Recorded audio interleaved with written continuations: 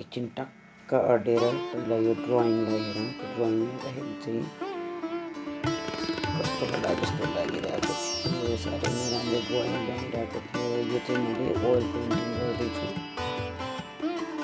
Drawing नराम्रो भएकोले अलिकति मन खिन्न भएको थियो। So I started using direct colour to make the portrait. अनि गर्दै गएँ। फर्स्टमा मैले डार्क स्याडोहरू हाल्दै गएँ।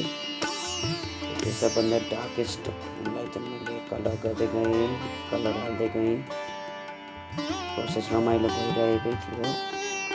रमाइलो नै भयो यो गर्दाखेरि पनि। त्यसपछि डार्क गरिसकेपछि मिडल टोन स्टार्ट गरेँ। तर कलर अरेन्ज भएकोले गर्दा खासै डिफ्रेन्स देखिरहेको थिएन। तै पनि मैले कन्टिन्यू गरिरहेको यसमा कलर यसलाई नै मैले चाहिँ कन्टिन्यू गरेँ। र अब मिड टोनबाट चाहिँ मिड टोन गर्दै गएँ। अनि त्यसपछि चाहिँ मैले लाइटेस्ट पार्टलाई गर्न ट्राई गर्दै थिएँ। तर पनि के चित्त नबुझिरहेको जस्तो लागिरहेको थियो। स्टिल कम्प्लिट गर्नु नै थियो। So I continue working. Right साइडमा यहाँ भाइको हात देख्न सक्नुहुन्छ।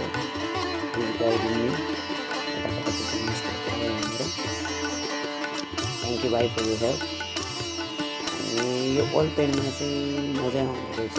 एक्रिलिकमा चाहिँ छिटै ड्राई हुने भएकोले गरेर अलिक प्याचेसहरू जस्तो लाग्यो। तर वाल पेन्टिङमा चाहिँ मजै आउँदो रहेछ। यो ब्लेन्डिङहरू गर्न नि इजी, ढिला सुक्ने भएकोले गरेर चाहिँ काम गर्न चाहिँ मजा आयो।